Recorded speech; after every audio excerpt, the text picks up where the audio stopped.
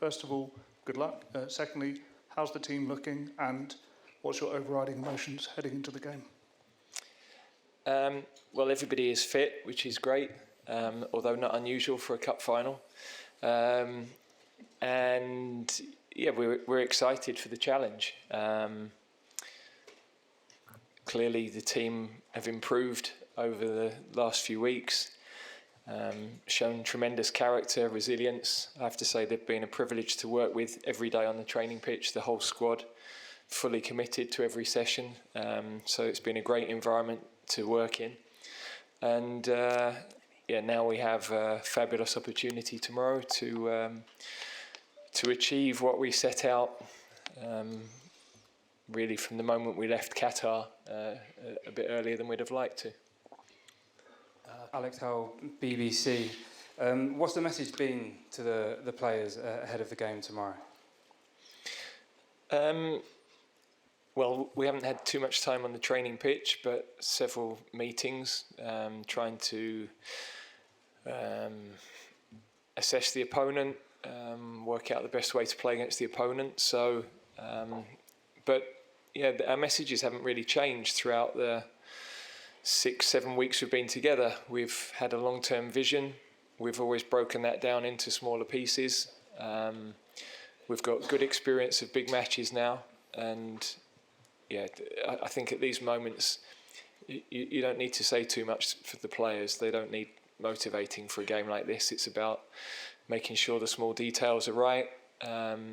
Fine margins decide these games, and we've got to make sure that that we're on the right side of those fine margins. And we keep repeating the mentality and the approach to the game in terms of our decision making is really important. It's not just about going out and playing a game of football, and you've got to make sure that on these nights you get everything right. Hi, Henry Winter, World Soccer. Question for Gareth. Gareth, good luck tomorrow. Declan was telling us yesterday that when you were at St George's Park before this, you showed them pictures of the reaction in Trafalgar Square, I assume, when England won the Ashes and the Rugby World Cup. How do you balance that without making it too emotional? Yes, really, I think that at the start is a sign of the vision, really. When you're trying to create dreams, you've got to have a clear picture of what you want to see at the end of it. And, you know, we then break that vision. Okay, this is where we want to go, and these are the details that have to be right across the last 2 years and the improvements that we needed to make as a team. So I think that lights a small fire for some people. For others, it's different. So you're trying to affect the whole group in different ways. But we know what it would mean to everybody at home.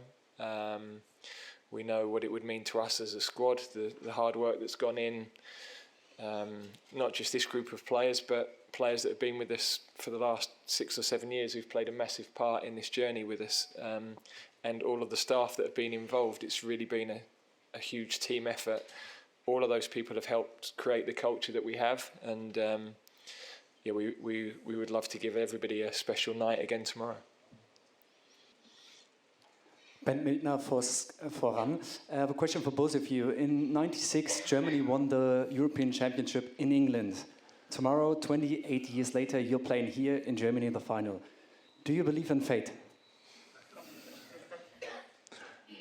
Well, you can answer that one. You was around in '96. I was only 3. Yeah. I was around, very much around. Probably one of the more popular Englishmen in Berlin, I would imagine. So, yeah. Look, I'm not a believer in fairy tales, but I am a believer in dreams. And we've had big dreams. We've felt the need and the importance of that. But then, you know, you have to make those things happen. And fate, the run that we've had, the late goals, the penalties, that doesn't equate to us, you know, it being our moment. We have to make it happen tomorrow. We have to perform at the level that we need to perform. So, of course, it would be a lovely story. But it's in our hands, and our performance that is the most important thing. Here, Alejandro Diago for One Football. Question for both.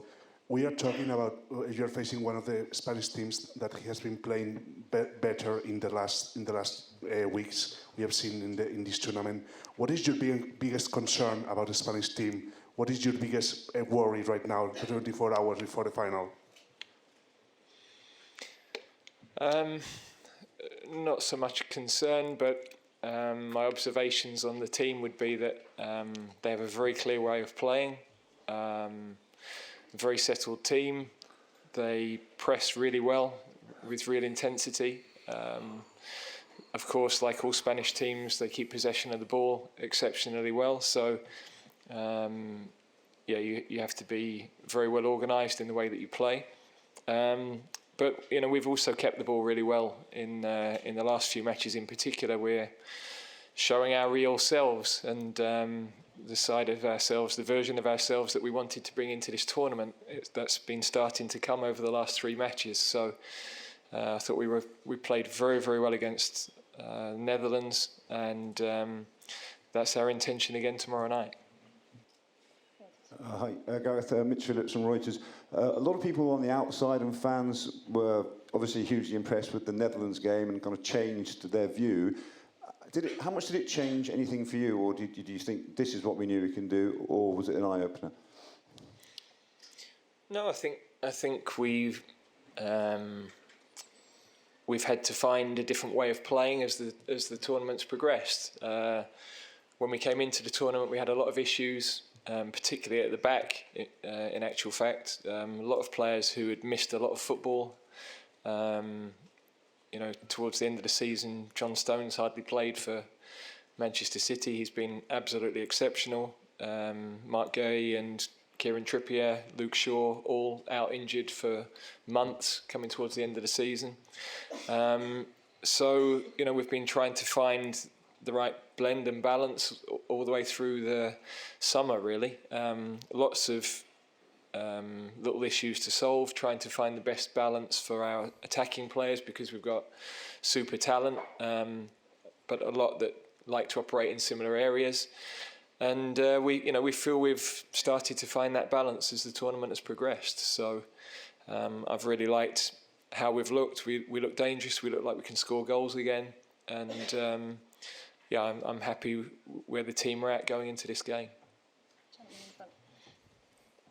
Question for Gareth from NRK Norway. You have a great penalty taker next to you, of course, but what's been the key for you to perform better at penalties, and who do you think deserves credit for that?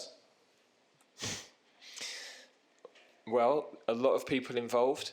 In the end, I believe it's a skill to be performed under pressure that you can practice and that you can improve.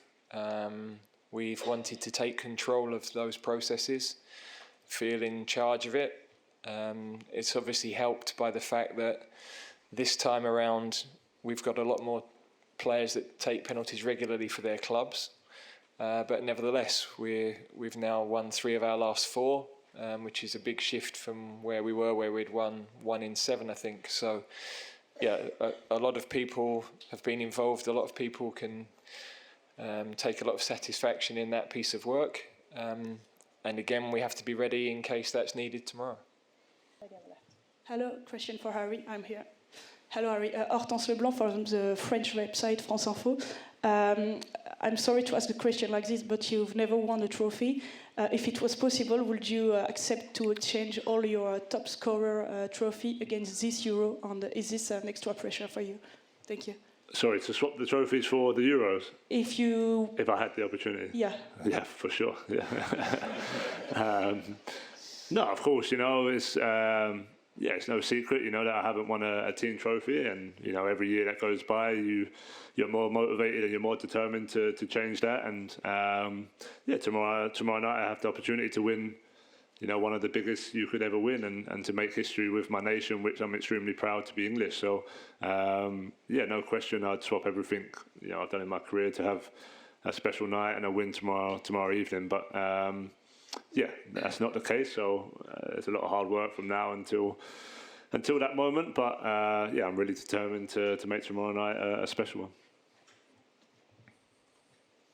Hi, question for Gareth. Abraham Romero for Spain, El Mundo. You played in the quarterfinal of the Euros 1996 against Spain.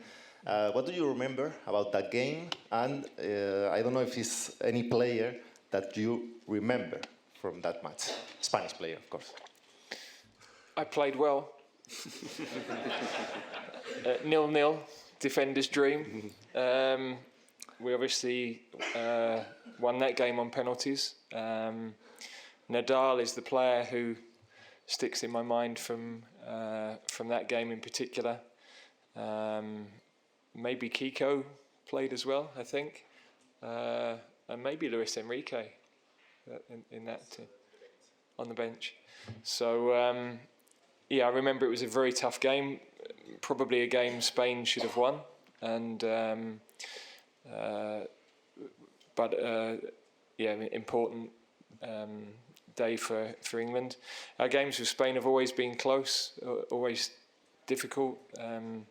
Spain then hadn't had the success that they've had since, and of course won so many trophies. So you know, we've met Spain a lot at youth level as well in a lot of finals.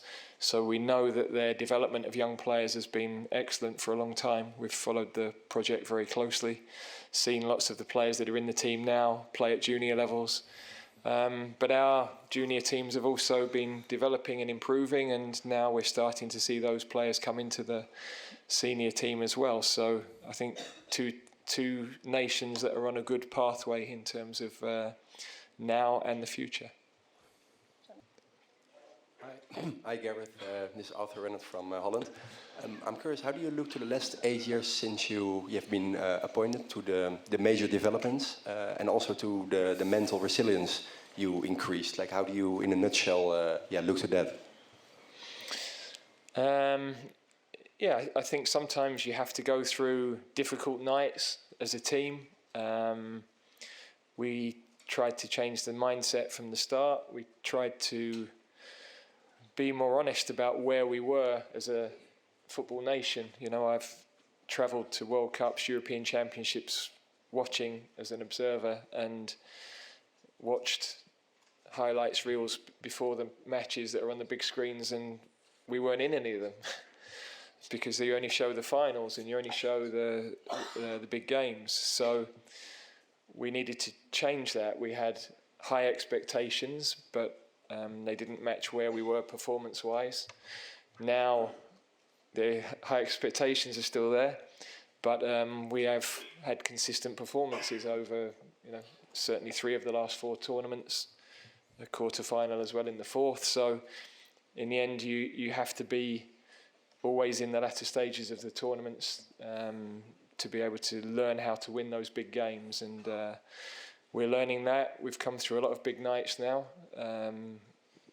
you know, a lot of records that we've broken, but we know in the end we have to do this one. We have to get this trophy to really feel the respect of the rest of the football world, I guess.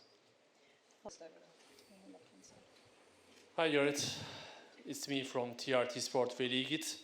You lost to Germany on penalties in the semi-finals in '96.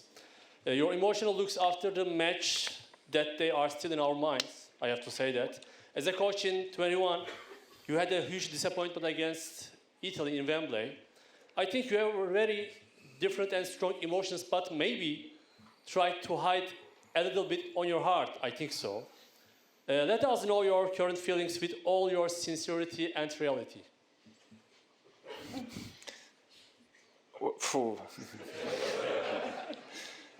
I couldn't give you my feelings for the last 3 weeks, never mind the last 20 years. So, look,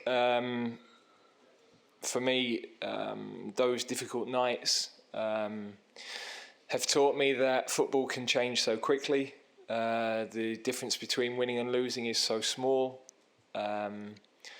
It's given me more perspective in my life, because in the end, there are bigger things than football that are more important.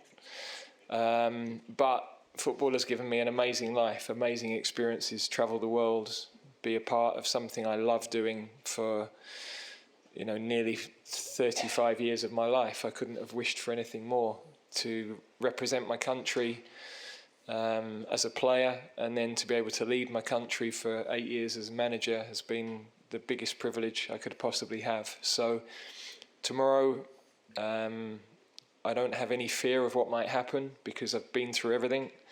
I want the players to feel that fearlessness. I want them to be able to be the best version of themselves, because whatever happens, we're so strong as a group. We support each other.